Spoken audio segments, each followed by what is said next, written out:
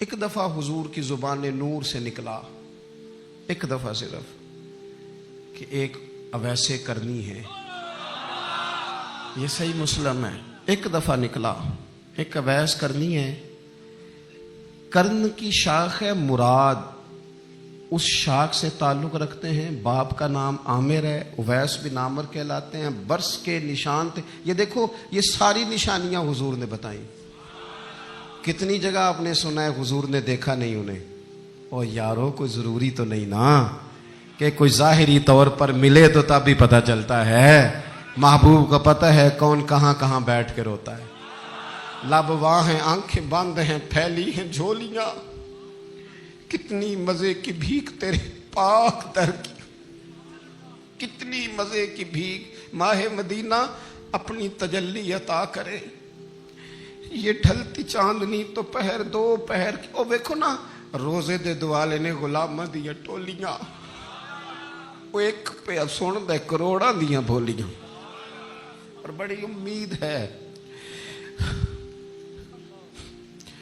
بڑی امید ہے سرکار قدموں میں بلائیں گے۔ کرم کی جب نظر ہوگی مدینے ہم بھی جائیں گے، اور اگر جانا مدینے میں ہوا ہم غم کے ماروں کا تو مکینے گنبد خضرا کو حال دل سنائیں گے۔ ایک دفعہ حضور نے فرمایا عمر، ایک اویس بن عامر نام کا شخص ہے، کرن کا ہے، مراد ایک شاخ ہے قبیلے کی، اس سے تعلق رکھتا ہے، ماں کا بڑا فرما بردار ہے۔ یہ دیکھیں حضور غلاموں کی نشانیاں بتا رہے ہیں، غلاموں کی، بے خبر ہو جو غلاموں سے وہ آقا کیا ہے، اور بندہ مٹ جائے نہ آقا پہ تو وہ بندہ کیا ہے۔ فرمایا برس کے نشان ہے چہرے پہ، برس ہوا تھا وہ ٹھیک ہو گیا، درہم کے مطابق نشان ہوگا، ماں کا فرما بردار ہے۔ اور حضور نے فرمایا عمر، اس بندے کی شان اتنی ہے کہ وہ اگر اللہ کو کوئی قسم دے دے تو رب پوری کر دیتا ہے۔ فرمایا اگر عمر تیری ملاقات ہو گئی نا تو اسے اپنے لیے دعا کرا لینا۔ بس طے کر لیا حضرت عمر نے۔ جو بندہ بھی یمن سے آئے عمر پوچھیں اویس کو جانتے ہو، اویس کو جانتے ہو، جو بھی ملے نا حضرت عمر پوچھیں اویس کو جانتے ہو۔ ایک وقت وہ آ گیا کہ حضرت اویس خود ہی آ گئے، حضرت عمر کی ملاقات ہو گئی۔ اب ذرا دیکھنا نشانیاں بتا رہے، کہنے لگے آپ کا نام اویس بن عامر ہے، مراد کی شاخ سے ہیں، یہ چہرے پر نشان ہیں، ماں کے فرما بردار ہیں۔ کہاں؟ کہنے لگے اٹھاؤ پھر ہاتھ میرے لیے دعا کرو۔ حضرت اویس بن عامر اویس کرنی رضی اللہ تعالیٰ عنہ کہنے لگے عمر میں آپ کے لیے دعا کروں؟ فرمایا کرو نا، اس لیے کہ مدینے والے حبیب نے کہا تھا دعا کرانا، حضور نے کرو نا دعا، ہم نے تو طے کر لی۔ ایک نقشہ محبوب نے بتایا تھا ایک دفعہ کہ وہاں سے آئے گا، ایک دفعہ وہ نقشہ بتایا تھا کہ وہ کرن کا یمن کا، ایک دفعہ کہا تھا وہ آئے گا، بس پھر میری عمر مدینے دے ٹبیاں دی تصویر بناؤندے ہی گزر گئی۔ ساری زندگی پوچھا اویس تو نہیں نام، پھر وہ مل گئے تو کہا دعا کرو، دعا کرائی۔ پھر حضرت فاروق اعظم رضی اللہ تعالیٰ عنہ حضرت اویس کرنی سے کہنے لگے آپ کہاں جانے کا ارادہ رکھتے ہیں؟ یہ سارا کچھ صحیح حدیث میں موجود ہے۔ تو حضرت اویس کرنی کہنے لگے میں کوفے جانے کا ارادہ رکھتا ہوں۔ کہا میں کوفے کے گورنر کے نام خط لکھ دوں کہ اویس آ رہا ہے؟ تو حضرت اویس کرنی کہنے لگے نا نا نا نا نا، ہمیں پروٹوکول نہیں چاہیے، میں نا سادہ رہنا پسند کرتا ہوں، اسی کسے دے کچھ نہیں جے لگ دے، نہ کوئی ساڈا دردی، بس کونے میں پیچھے۔ ہم کوئی سٹیج کے شوقین لوگ ہیں، ہم کوئی نعروں کے شوقین لوگ ہیں، ہم کوئی تصویروں کے شوقین، ہم تو پیچھے بیٹھنا، بس کسی کو نظر آئے نہ آئے۔ عمر نے تو خود بتا دیا نا کہ مدینے والے کی نظر میں ہیں آپ نظر میں ہیں۔ مختصر سی میری کہانی ہے، یہ جو بھی ہے ان کی مہربانی ہے، جب ان کی نظر میں ہے تو پھر کیمرے کی نظر میں آئیں چاہے۔ حضرت اویس کہنے لگے ضرورت کوئی نہیں، میں پیچھے رہنا پسند کرتا ہوں۔ تو حضرت عمر نے کوفے بھیج دیا، ایک بڑا رئیس آیا حضرت عمر سے ملنے کوفے کا، تو جناب عمر فرمانے لگے اویس کرنی کو جانتے ہو؟ کہ حضور جانتا تو ہوں اویس بن عامر کو، جانتا تو ہوں حضرت اویس بن عامر کو، لیکن وہ تو پیچھے پیچھے رہتے ہیں، گھر بھی ان کا سادہ، حالات بھی زیادہ وسعت والے نہیں۔ حضرت عمر کہنے لگے تمہیں بندے کی شان کا نہیں پتا۔ وہ بندہ حج کرنے آیا ہوا تھا مکے، حضرت عمر سے ملے، کوفے کے رئیس تھے، تو حضرت عمر کہنے لگے واپس جانا تو اس سے دعا کرانا۔ یہ رئیس واپس گئے، حضرت اویس سے ملاقات ہوئی رضی اللہ تعالیٰ عنہ، تو کہنے لگے میرے لیے دعا کریں۔ وہ کہنے لگے آپ حج کر کے آئے ہیں، آپ دعا کریں۔ کہ نہیں آپ کریں۔ کہنے لگے آپ حج کر کے آئے ہیں، آپ کریں۔ کہنے لگے نہیں آپ کریں۔ تو حضرت اویس سمجھ گئے، کہنے لگے عمر سے مل کے آئے ہیں۔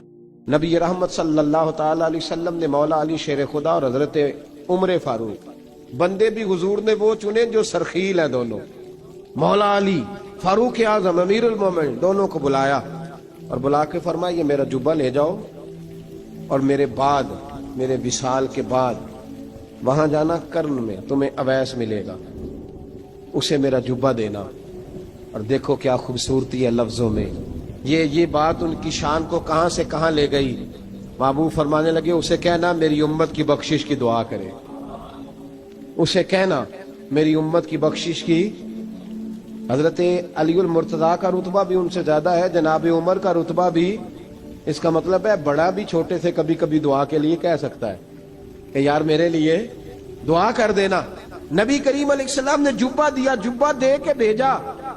حضرت عمر گئے ملنے، جناب مولا علی گئے، جا کے پوچھا وہ کدھر ہے، کہا وہ دیوانے سے ہیں، گھومتے رہتے ہیں۔ جب ملاقات ہوئی تو حضرت اویس کرنی دوڑے آئے، جناب عمر کہنے لگے آپ کا نام اویس ہے؟ کہنے لگے ہاں عمر فاروق میرا نام اویس ہی ہے۔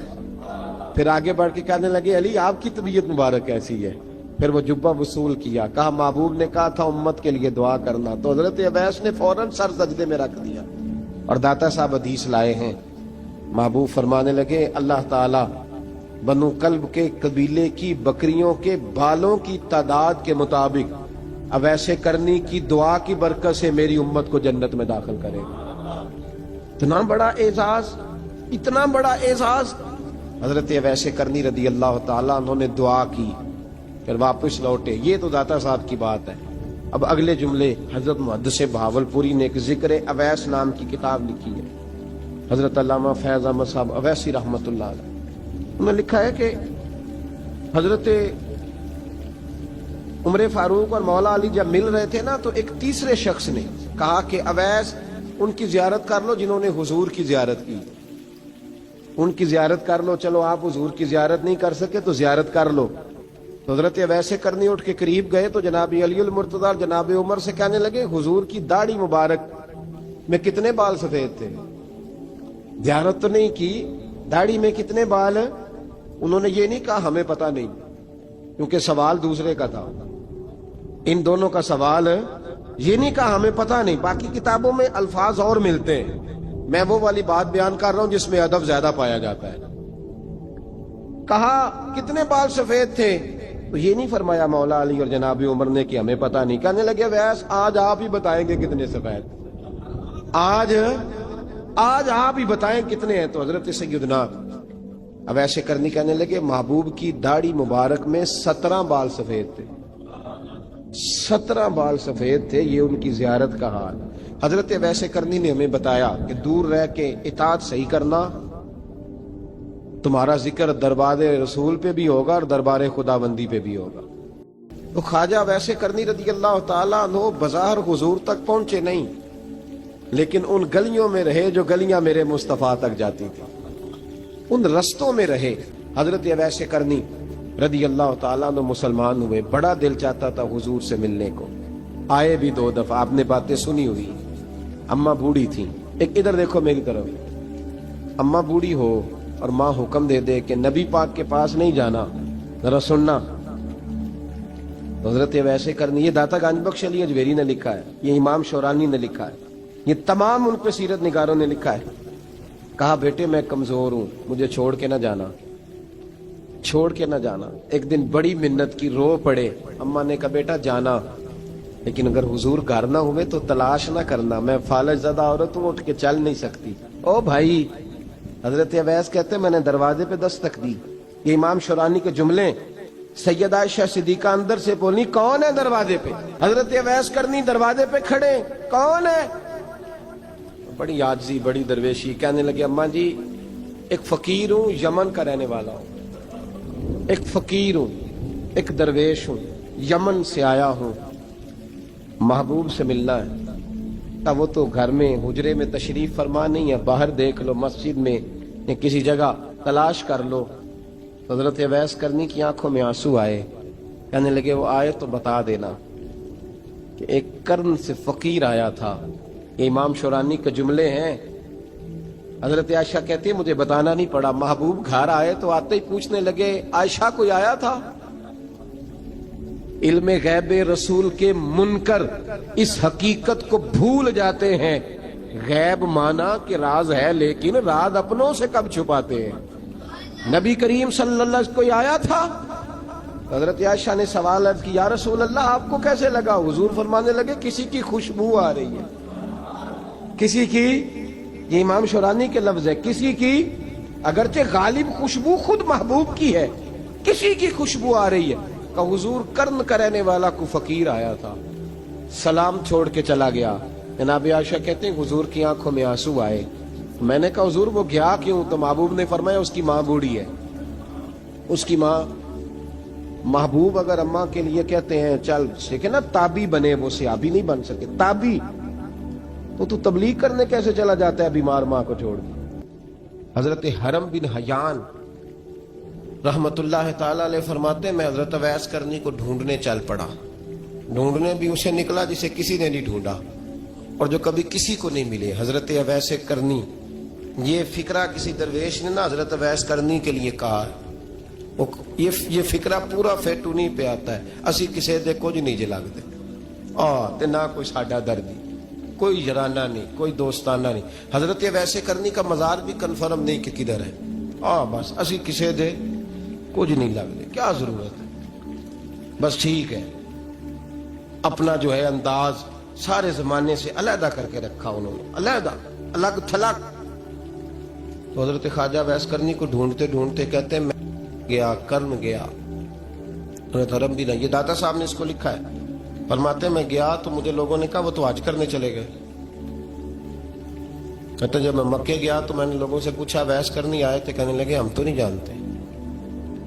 ये तो मेरे जैसे लोग होते हैं ना, जिनकी तस्वीरें ज्यादा निकलती हैं तो जिनकी वीडियो ज्यादा होती है तो लोग ज्यादा जानने लगते हैं, वरना रब करीम के बंदे तो छुपे हुए, चक्कर में पड़े ही नहीं। कौन अवैस करनी?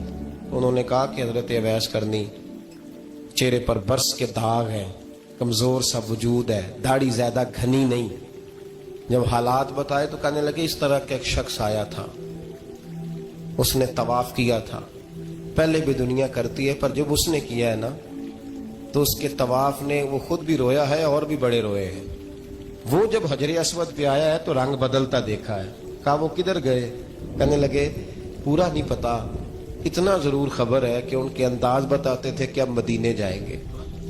जनाब हरम बिन हयान कहते हैं फिर मैं मदीने गया, मैंने ख्वाजा अवैस को ढूंढा। मैंने कहा यार मैंने हजरत ख्वाजा अवैस करनी को मिलना है, किसी ने बताया है कि वो मदीना शरीफ आए। तो लोग कहने लगे हम नहीं जानते वो कौन है। लेकिन ना दुनिया जान गई, दुनिया में बड़ा कुछ हो गया, बाई नेम लोग जानने लगे, होटलों पे पहचानने लगे, सड़कों पे पहचानने लगे। लेकिन बात तो ये है कि जिनको पहचानना चाहिए अगर वो पहचान लें फिर तो बड़ी बात है, फिर तो बड़ी बात है। लेकिन अगर वहां ही पहचान ना हो सके तो फिर तो मामला बड़ा अलग सा है ना। अजीज भाई, हजरत ख्वाजा वैस करनी के बारे में पूछा तो मदीना शरीफ के जायरीन और वहां के मकामी लोग भी कहने लगे कोई नहीं पता, हम नहीं जानते, मिले ही नहीं। तो कहा बारीक सा वजूद है, पुराना सा लिबास है, बरस के दाग है, चेहरे पे दाढ़ी ज्यादा घनी नहीं, किसी को पास नहीं बिठाते। और फिर एक जुमला और कहा, सुना है रोते हैं तो बड़े दर्द से रोते हैं, सुना है भीगी रहती हैं पलकें, सुना है उनकी पलकें भीगी रहती हैं। मैं 2-4 दिन पहले किसी से सुन रहा था शेर, उसने कहा था एक बारी मेरी अखियां तो उन्होंने अथरू पूंजे सा हुन चस्का पै गया रोने दा, हर वेले या होजारी है। कहते हैं कि वो इस तरह की उसकी कैफियत है। कहते मैंने कहा यार वही तो अवैस करनी थी, किधर गए? कहने लगे कोई खबर नहीं, जब वो आए हैं तो उनके आने का अंदाज ही निराला था। सिसकियां और आहें निकल गई उस शख्स की जब वो मदीने आया। हजरत हरम बिन हयान कहते मैं ढूंढता रहा, तलाश करता रहा, फिर मैं उनको ढूंढते ढूंढते इराक में आया तो नहर फुरात के किनारे एक कमजोर से आदमी को रेत के टीले पर बैठ के वुजू करते देखा।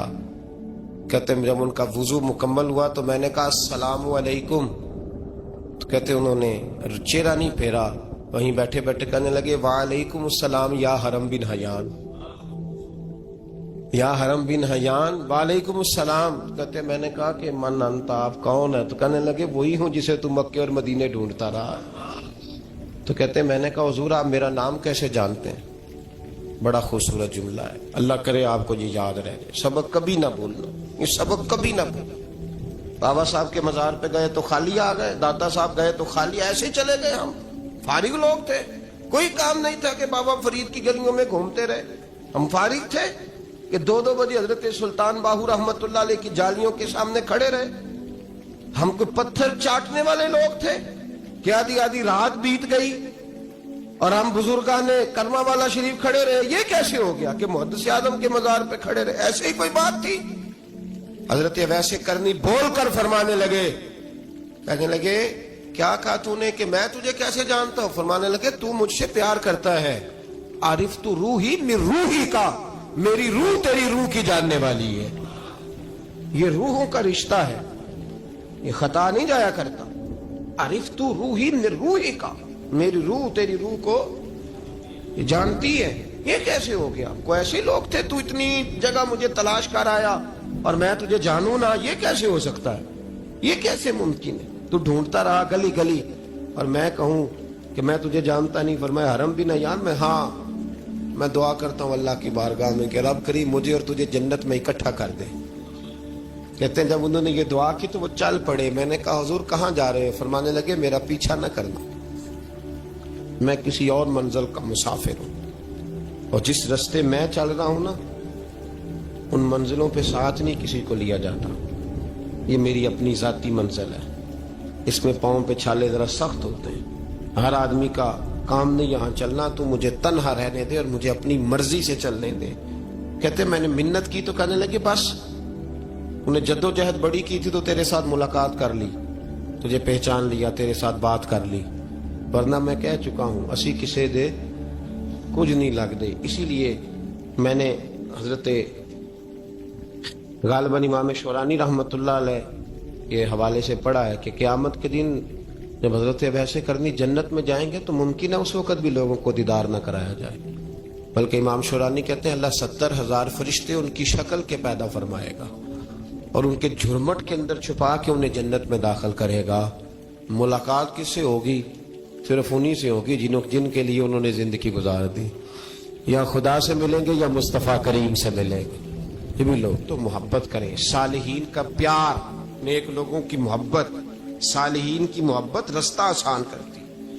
कोई शक नहीं कि जमाने में सारे लोग अच्छे नहीं होते, बुरे लोग भी आए हैं मार्केट में, होते हैं, लेकिन 2, 4, 5, 10 बुरों को लेकर के अच्छों की मोहब्बत छोड़ देंगे, नेक लोगों का जिक्र छोड़ देंगे, उनका प्यार छोड़ देंगे, उनका तज़किरा पढ़ना छोड़ देंगे, उनके पास बैठना छोड़ देंगे।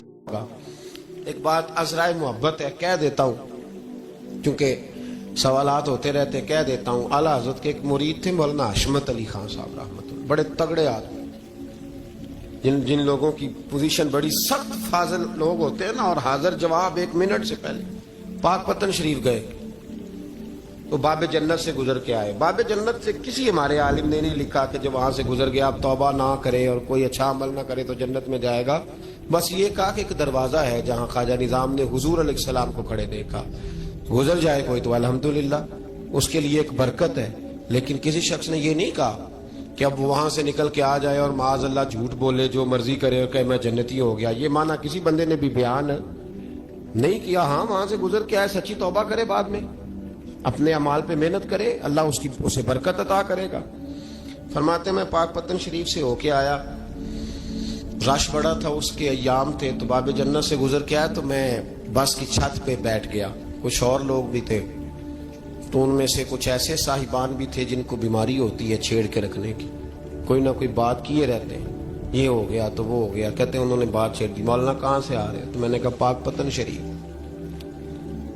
تو کہنے لگے کہ آپ وہ بہشتی دروازہ جس کو کہتے ہیں باب جنت, وہاں سے بھی گزرے ہیں؟ کہنے لگے الحمدللہ, لائن تو بڑی لمبی تھی پر موقع مل ہی گیا ہے, گزر گیا ہوں وہاں سے. تو کہتے ہیں مجھے سونگنے لگ گئے. کہنے لگے پھر تو آپ جنتی ہو گئے ہوں گے, پر آپ کے پاس سے جنت کی خوشبو نہیں آ رہی. تنزیہ, انہوں نے کہا تنزیہ. تو کہتے ہیں انہوں نے طنز کیا تو مجھے بھی حق حاصل تھا, جواب در جواب کی تو اجازت ہونی چاہیے نا. میں نے کہا مولانا کیوں, آپ کیوں سونگ رہے ہیں؟ کہنے لگے میں نے حدیث پاک میں پڑھا ہے کہ جنتی 500 سال بھی دور ہوگا تو اس کے پاس سے خوشبو آئے گی, یعنی 500 سال لگیں گے ابھی اس تک, تو پھر بھی جنت کی خوشبو آئے گی. تو آپ سے تو کوئی نہیں آ رہی. کہتے میں نے ان سے کہا آپ نے ایک حدیث پڑھی ہے, اگلی بھی پڑھ لینی تھی. حضور نے فرمایا جہنمی کو جنت کی خوشبو کوئی نہیں آئے گی. یہ نہیں پڑھی ہے آپ نے حدیث, یہ نہیں نظر سے گزری؟ تو کہتے ہیں اب وہ مولانا مجھ سے معذرت کرنے لگے. کہنے لگے یار آپ تو ناراض ہی ہو گئے. تو میں نے کہا بھی آپ نے کیوں چھیڑی بات؟ میں نے آپ سے کوئی ڈسکس کیا؟ آپ نے پوچھا کہاں سے, آپ پھر آپ ہی نے کہہ دیا کہ وہاں سے گزرے کہ نہیں جنتی دروازے سے, اور پھر آپ نے ہی اعتراض کر دیا. تو پھر ہمیں اتنا تو حق حاصل ہے نا, ہم آپ بھی کرتے ہیں تو ہو جاتے ہیں بدنام, اور تم قتل بھی کر دو تو چرچا نہیں ہوتا.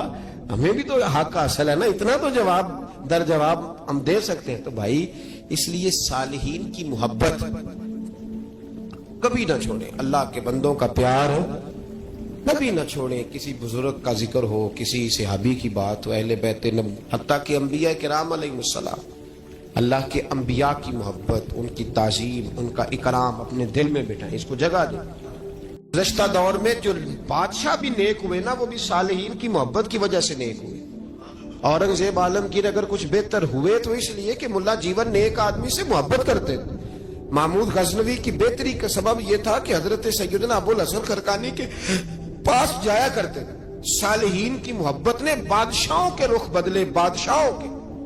ان لوگوں کو پیار تھا تو حالات جہانگیر بادشاہ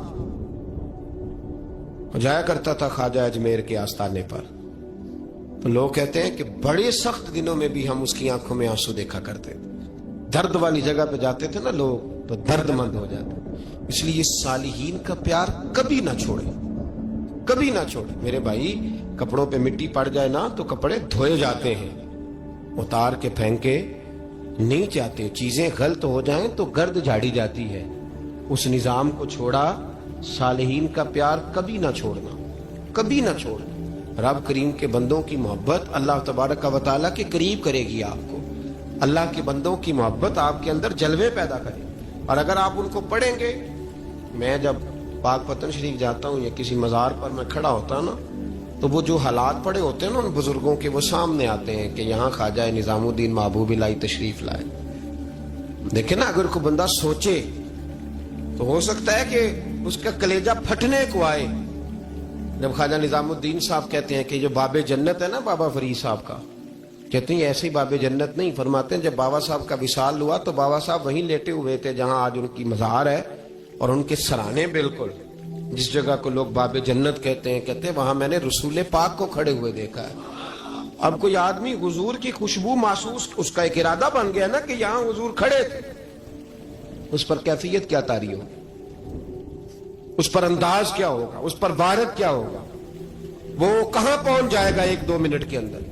تو یہ تو اس وقت ہے جب اس کے محسوسات ہوں گے, جب وہ نظریاتی طور پر اس بات سے متفق ہوگا, جب وہ خوشبو محسوس کرنے کی صلاحیت رکھتا ہو. اللہ سے ڈرو ایمان والو اور سچوں کی سنگت اختیار کرو.